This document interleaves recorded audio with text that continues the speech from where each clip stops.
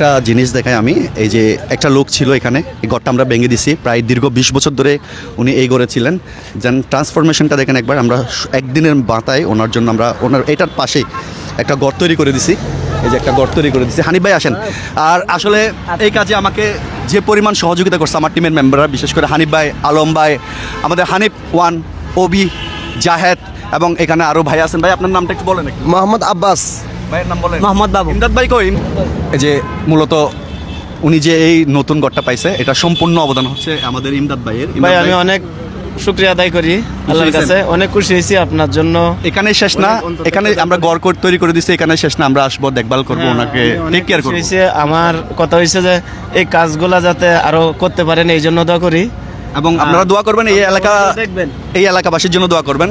আমরা এই যে ঘরটা তৈরি করছি সবার সাপোর্ট পাইছি, সবাই সহযোগিতা করছে এখানে এলাকার যারা আছে সবাই। আপনারা একটু তাদের জন্য দোয়া করবেন, তাদের পরিবারের জন্য দোয়া করবেন। এবং এখানে দেখেন আমার পুরো টিম মেম্বারটা আছে, পুরো সবাইকে একটু দেখিয়ে দেন। এই যে আমাদের এখানে হাসান ভাই আছে। হাসান ভাই কিন্তু আসলে ফেসটা দেখাবে না ক্যামেরার মধ্যে, উনি সচরাচর ক্যামেরার মধ্যে আসে না। সো এবং আরও অনেক ভাই ব্রাদার ছিলেন। এই যে আমাদের পারভেজ ভাই, যিনি এই যে আমাদের বড় ভাই, এই ঘর তৈরি করার জন্য অনেক অবদান ছিল ওনারও। এবং সবাই মিলে আসলে 10 মিলে করি কাজ, হারি জিতে না হেলা। আমার একার পক্ষে কিন্তু এটা কখনোই সম্ভব হইতো না। এই যে আমরা 10 মিলে এই ঘরটা মোটামুটি একটা তৈরি করে দিতে সক্ষম হয়েছে। চাচা আপনার ভালো লাগতেছে তো? হ্যাঁ, ভালো লাগতেছে। এখন একটু আরামে এসে থাকতে পারবেন? আলহামদুলিল্লাহ। ঠিক আছে।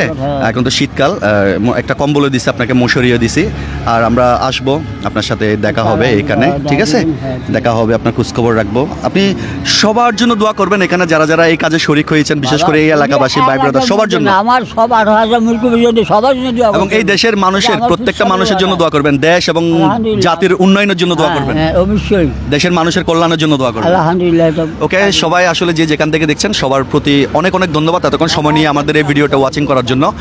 দয়া করে একটু ভিডিওটা শেয়ার করে দেবেন যেন এই মানবিক কাজগুলো বাংলাদেশের 64 জেলার গণ্ডি পেরিয়ে দূর প্রবাস পর্যন্ত ছড়িয়ে যায়। সবাই ভালো থাকবেন, সুস্থ থাকবেন। আসসালামু আলাইকুম।